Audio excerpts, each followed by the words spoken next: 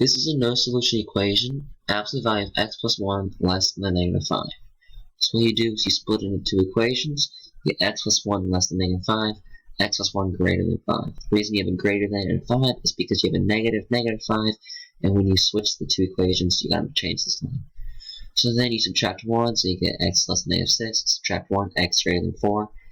And we use and here because then we get this equation, which makes it into a no-solution equation, because we get x greater than 4 but less than negative 6. Since there's no solution that works for this equation, we get no solution. That's why we use the and to get this equation.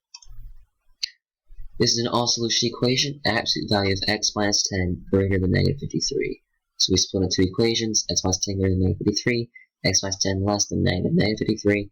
So we add 10, x greater than negative 43, add 10, x less than 63.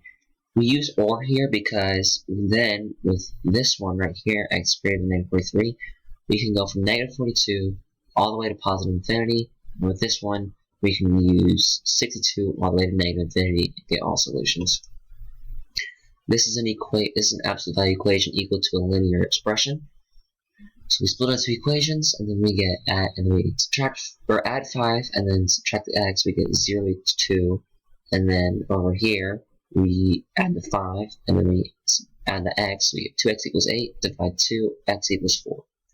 Now the difference between solving for no solution, all solution, and equal to a linear expression is that no solution is less than a negative number, all solutions are greater than a negative number, and equal to a linear expression is equal to a linear expression.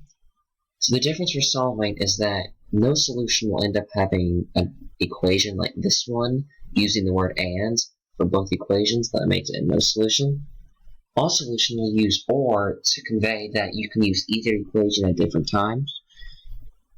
And equal to a linear expression is that it's equal and there's only one value that works, and that is 4.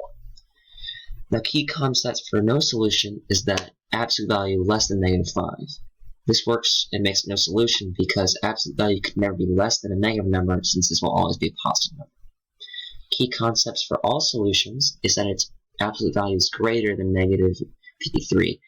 This is a key concept because absolute value will always be positive, and since it's greater than negative 53, anything you use for x will be positive, which is greater than negative 53.